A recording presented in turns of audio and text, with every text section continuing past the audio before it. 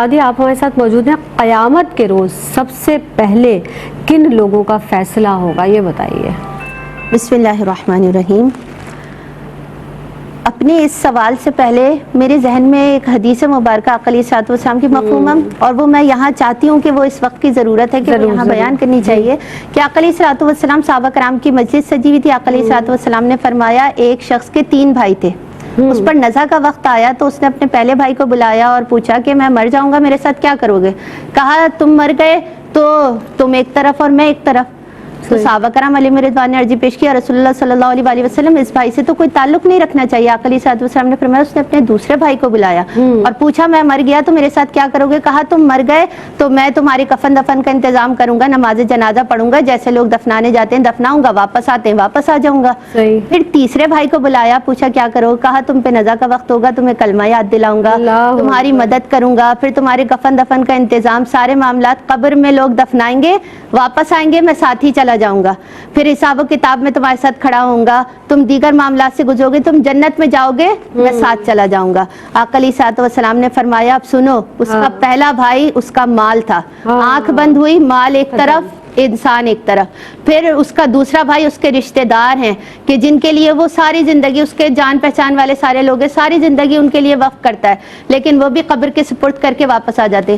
تیسرے وہ اس کے نیک اعمال ہیں جو قبر میں بھی اس کے ساتھ جائیں گے اور آگے کی منازل کو بھی آسان کرتے چلے جائیں گے. تو اس جہاں میں رہتے ہوئے جب ہم نیک اعمال کرتے ہیں تو وہ ہمارا آسرا بنتے ہیں کیونکہ یہیں سے ساری تیاری کر رہے ہوتے ہیں. اب جہاں تک یہ بات ہے کہ سب سے پہلے قیامت میں کن لوگوں کا حساب ہوگا, تو ابتداً بھی میں نے یہ بات پیش کی تھی اور اب بھی کہ اگر ہم حقوق اللہ میں سے دیکھیں تو عبادت کا, یعنی دیکھیے چند پیرائے میں ہم اس کو دیکھتے ہیں. اگر حقوق اللہ میں سے دیکھیں عبادت کے معاملے میں تو نماز کا پہلا سوال ہے. حقوق العباد میں دیکھیں, اس پیرائے میں دیکھیں تو جس نے خون ناحق کیا اس کا سوال کیا جائے گا. اور کچھ لوگوں کا حساب پہلے اس لیے کیا جائے گا کہ وہ عبرت کا نشان بنیں گے. یعنی اگر ان میں ہم دیکھیں تو اللہ رب العزت کی بارگاہ میں 3 اشخاص پیش ہوں گے. پہلا شہید پیش ہوگا. اللہ رب العزت فرمائے گا کہ تمہیں دنیا میں نعمتیں دی تھی کیا کیا؟ تو وہ یہ کہے گا کہ میں نے رب تیرے راہ میں جہاد کیا اور میں شہید ہو گیا. اللہ رب العزت فرمائے گا کہ تو میری رضا کے لیے شہید نہیں ہوا, تو جن کو دکھانے کے لیے شہید ہوا تھا کہ جو کہیں تو شہید ہوا, انہوں نے کہہ دیا, وہ بات ختم ہو گئی, تو منہ کے بل گھسیٹ کے جہنم میں ڈال دیا جائے گا. پھر دوسرا وہ صدقہ کرنے والا کہ اللہ رب العزت فرمائے گا اس کے ساتھ بھی یہی معاملہ کہ وہ اس نے بھی جو یہاں پر صدقہ کیا ہوگا وہ لوگوں کی واہ واہ کے لیے, تو اللہ رب العزت فرمائے گا کہ تیرا اجر پھر انہی کے پاس ہے اور انہوں نے دے دیا اپنا اجر, تو جہنم میں ڈال دیا جائے گا. اور تیسرا وہ عالم کہ جو لوگوں سے واہ واہ کرنے کے لیے واض و نصیحت کرے اور ان سے واہ واہ سمیٹے, تو پھر ان کا بھی اجر بس یہیں تک ہے, اللہ رب العزت کی بارگاہ میں نہیں ہے. تو یہ وہ کچھ اشخاص ہے کہ جن کا پہلے لیا جائے گا کہ لوگوں کے لیے عبرت کا نشان بنے, ورنہ پہلے درجے پر جو حساب و کتاب کا درجہ بھی آپ نے بھی بہت خوبصورت انداز سے بتایا. تو نماز, جن کے جو نمازی متقین پرہیزگار ہیں ان کے حساب و کتاب ہیں. پھر حقوق العباد میں جنہوں نے, دیکھیے اس جہاں میں رہتے ہوئے جنہوں نے زیادتی کی ہے یا جنہوں نے جو مظلوم رہے ہیں, حساب دونوں کا ہونا ہے, مظلوم کا بھی ہونا ہے اور ظالم کا بھی ہونا ہے اس بارگاہ میں.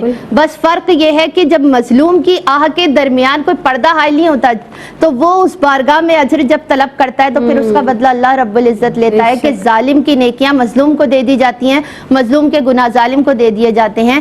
تو یہ ترتیب ہے کہ اللہ رب العزت ہمیں اس جہاں میں رہتے ہوئے بس یہی دعا ہے کہ انسان بے شک خطا کا پتلا ہے لیکن اس کی رحمت کاملہ اتنی وسیع ہے کہ جب صدق دل سے اس بارگاہ میں حاضر ہوتے ہیں اور اس دل سے حاضر ہوں کہ آپ کو یہ پتا ہو کہ میں نے کسی کا دل نہیں دکھایا, میں نے کسی کے لیے کوئی مشکل کھڑی نہیں کی, کسی کے لیے کوئی پریشانی کا باعث نہیں بنا, تو اللہ رب العزت کی بارگاہ میں گڑ گڑا کر استغفار کریں کہ رب قدم قدم پہ گناہ ہو جاتے ہیں, تو مجھے معاف کر دے. تو اللہ رب العزت غفور الرحیم ہے, وہ معاف کر دیتا.